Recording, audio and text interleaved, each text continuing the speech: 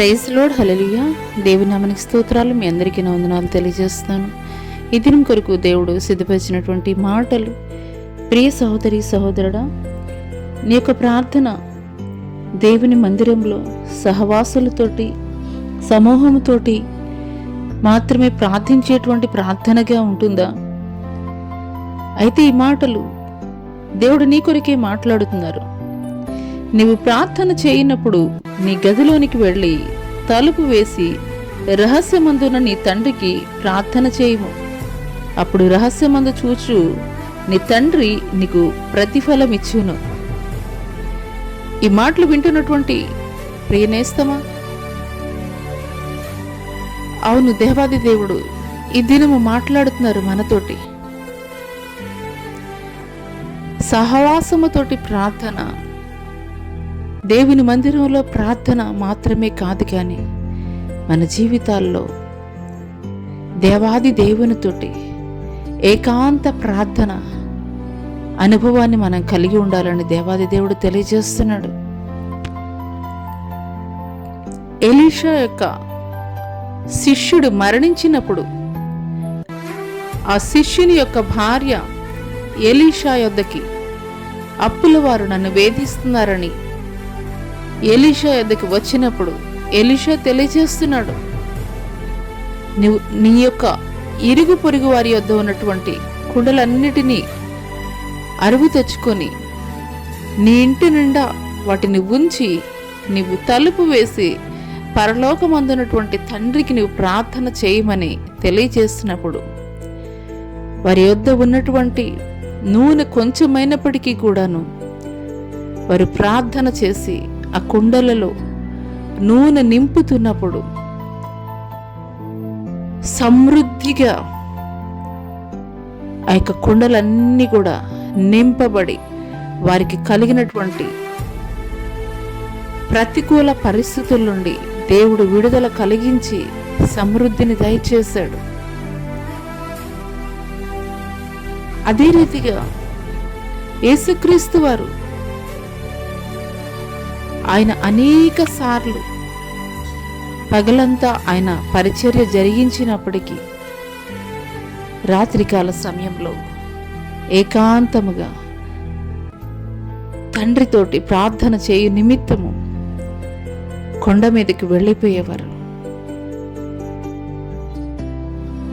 ఈ మాటలు దేవుడు నా కొరికే మాట్లాడుతున్నారని నీవు విశ్వసించగలిగినట్లయితే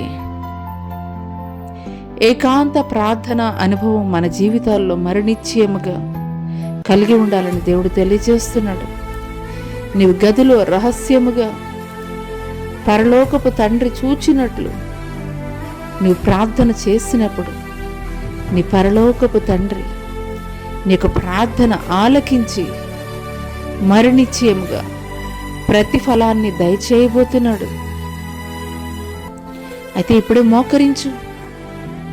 నీ గదిలో దేవునితోటి ఏకాంతంగా ప్రార్థన చేయడానికి నీవెప్పుడైతే ఆరంభిస్తావో దేవుడు నీ వద్దకు దిగి వస్తాడు. నీ ప్రార్థన ఆలకిస్తాడు. నీ ప్రతి పరిస్థితిని కూడా దేవుడు మార్చేటువంటి వాడిగా ఉంటాడు. ఎలీషా శిష్యుడి భార్య తన భర్త మరణించినటువంటి సమయంలో, అప్పుల వారు వేధిస్తున్నటువంటి సమయంలో దైవజనుడైనటువంటి ఎలీషా యొక్క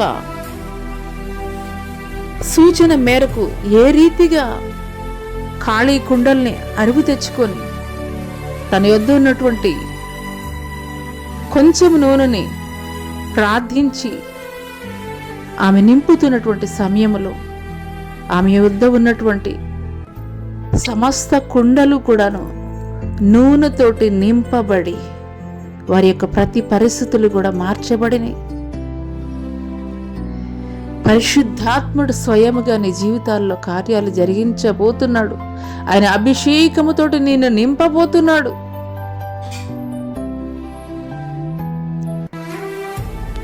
ఏకాంత ప్రార్థన నీ స్థితిగతులను మారుస్తుంది. ఏకాంత ప్రార్థన ఆయన అభిషేకముతోటి నిన్ను నింపుతుంది. ఏకాంత ప్రార్థన ఆయన నీతో మాట్లాడే విధంగా చేస్తుంది. ఏకాంత ప్రార్థన నీ ప్రార్థనకి జవాబిచ్చేదిగా ఉంటుంది. ఈ మాటలు వింటున్నటువంటి ప్రియ నేస్తమా, దేవునితోటి ఏకాంత ప్రార్థన అనుభవాన్ని నీవు కలిగి ఉన్నట్లయితే మరి నిశ్చయముగా నీ ప్రతి పరిస్థితిని కూడాను దేవుడే నీ ప్రతి పరిస్థితిని కూడా మార్చబోతున్నాడు. నీ ప్రతి అనుకూలమైనటువంటి పరిస్థితులను కూడా దేవుడు అనుకూలపరచబోతున్నాడు. నీ ప్రార్థన ఆలకించబోతున్నాడు. అటి కృప దేవుడు నీకు దయచేయనుగాక. ఆమేన్.